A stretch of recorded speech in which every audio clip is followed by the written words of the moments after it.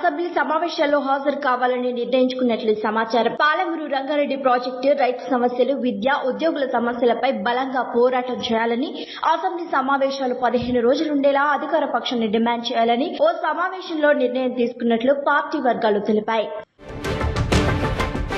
Visakha steel plant అంశంపై మాజీ MLA Jaggareddy తీవ్ర వ్యాఖ్యలు చేశారు. విశాఖ స్టీల్ ప్లాంట్ కోసం పోరాటం చేస్తామని గతంలో పవన్ కళ్యాణ్ ఎండగడతాం పొడుస్తామంటూ చేసిన వ్యాఖ్యలు ఇప్పుడు ఏమయ్యాయంటూ ప్రశ్నించారు. ఈ విషయంలో పవన్ కళ్యాణ్ తో పాటు చంద్రబాబు నాయుడు, ప్రధాని నరేంద్ర మోదీ, సీఎం జగన్ అందరూ కేవలం రాజకీయ నాటకమే చేస్తున్నారా అని ఆయన అనుమానం వ్యక్తం చేశారు. విశాఖ స్టీల్ ప్లాంట్ భవిష్యత్తుపై ఎవరూ నిజమైన చర్యలు తీసుకోవడం లేదని విమర్శించారు.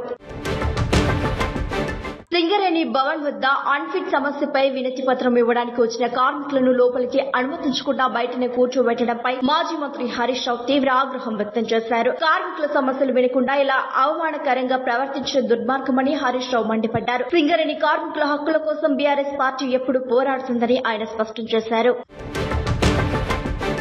దండోర సినిమా సక్సెస్ మీట్ లో మహిళల వేషధారణపై సినీ నటుడు శివాజీ చేసిన వ్యాఖ్యలు తీవ్ర వివాదానికి దారితీశాయి. ఈ వ్యాఖ్యలను అనుచితంగా భావించిన మహిళా కమిషన్ శివాజీకి నోటీసులు జారీ చేసింది. ఈ నోటీసుల నేపథ్యంలో మహిళా కమిషన్ ముందు శివాజీ హాజరయ్యారు. కేటీఆర్, రేవంత్ రెడ్డి పదజాలం కేసీఆర్ పై అనుచిత వ్యాఖ్యలు చేయడానికి హద్దులు ఉంటాయని ఆగ్రహాన్ని వ్యక్తం చేశారు. పాలమూరు రంగారెడ్డి ప్రాజెక్టు హామీల అమలు చేయమని అడిగితే బెదిరింపు భాషణలు సీఎం కు చెల్లవని విమర్శలు చేశారు. వచ్చే అసెంబ్లీ ఎన్నికల్లో కేసీఆర్ మళ్లీ సీఎం అవుతారని సవాలు విసిరి ప్రజాస్వామ్యంలో ఉన్నాం కాబట్టి ఓపిక పడుతున్నామంటూ ఘాటైన వ్యాఖ్యలు చేశారు. పాకిస్తాన్ లో సైనిక వ్యూహాలు అభివృద్ధి చెందుతున్న హైపర్సోనిక్ క్షిపణి వ్యవస్థను భారత్ తేలిగ్గా తీసుకోకూడదని హెచ్చరించారు శశి థరూర్. ఏ స్థితినైనా ఎదుర్కొనేందుకు పూర్తిగా సిద్దంగా ఉండాలన్నారు. డ్రోన్లు, రాకెట్లు, క్షిపణుల సాంకేతికతపై పాక్ దృష్టి సారించిందన్నారు. ఇది భారత్ తేలిగ్గా తీసుకునే విషయం కాదని థరూర్ అన్నారు. సూపర్ స్టార్ మహేష్ బాబు హీరోగా దర్శకధీరుడు రాజమౌళి తెరకెక్కిస్తున్న భారీ ప్రాజెక్ట్ వారణాసి కోసం మహేష్ ప్రత్యేకంగా యాక్షన్ ట్రైనింగ్ తీసుకున్న విషయం ఇప్పుడు ఆసక్తికరంగా మారింది. ఈ సినిమాలోని పవర్ఫుల్ యాక్షన్ సీక్వెన్స్లను మరింత రియలిస్టిక్ గా చూపించాలనే ఉద్దేశంతో మహేష్ బాబు కేరళకు చెందిన ప్రాచీన యుద్ధ కళ కలరియపట్టులో శిక్షణ పొందినట్లు సమాచారం. ట్రైలర్ వెల్లడించిన వివరాల ప్రకారం షూటింగ్ అధికారికంగా మొదలవక ముందే అంటే గతేడాదే మహేష్ ఈ యుద్ధ విద్యను నేర్చుకోవడం ప్రారంభించారట. కేవలం సినిమాలో కనిపించేందుకు కాకుండా ఆ ఆర్ట్ యొక్క మూలాలు, శరీర నియంత్రణ, మూవ్మెంట్స్ అన్నింటినీ లోతుగా అర్థం చేసుకునేలా ఆయన శిక్షణ తీసుకున్నారని చెప్పారు.